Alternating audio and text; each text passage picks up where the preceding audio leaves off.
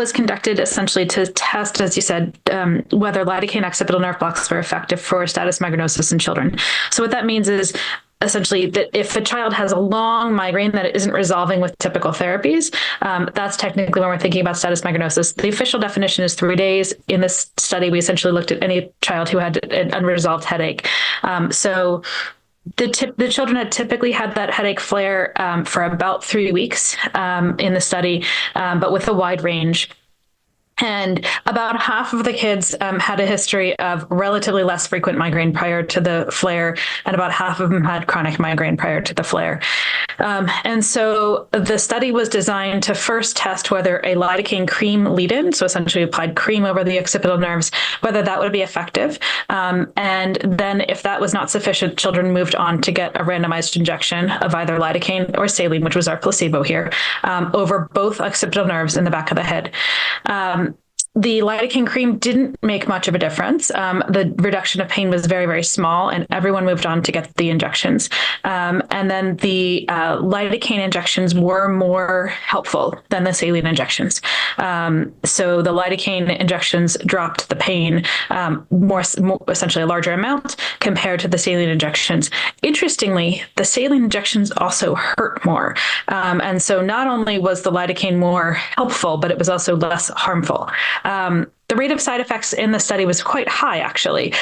We asked children, right after the injections, essentially, did the injection hurt, right? So as you can imagine, many people said yes. And then we also asked them at regular intervals if they had things like dizziness or numbness, et cetera. So there was a high rate of response to that. There were side effects, but the side effects themselves are mild. So overall, I think this is a positive finding because it shows us the lidocaine injections were more helpful than the saline. So that's good. But what does that mean in practice? In practice, essentially, it says that the nerve blocks were effective in giving at least a temporary break in the pain. And so when you have children who are already quite refractory, they have not responded to the usual acute medications for that episode of a headache flare, it's helpful to know that nerve blocks might be another tool we can try. This was intended to be sort of a first study. If you ask 10 different headache clinicians how they do nerve blocks, I'll tell you probably get 10 different answers because what medication you use, where do you inject, how much medicine do you put in a certain spot? There's a lot of variability. We actually specifically studied this on the pediatric side many years ago. We asked people what they do and found variability. The adults have found the same. So there is not a right way to do nerve blocks. This study we did specifically bilateral greater occipital nerve injections because that was where the most evidence existed to that point. And also because honestly, I didn't think kids were going to agree to having 10 shots around their head when we hadn't proven the earlier parts, right? We were using them in clinical care, but hadn't really proven it. So for this study, we just did those 2 shots.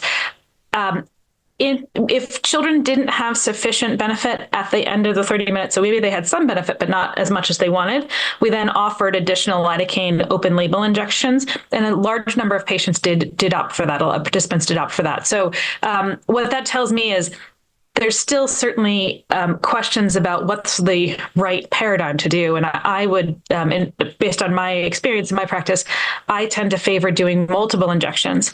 And so I think that is something we could certainly study. Does it make sense to do multiple injections? What's the right medication?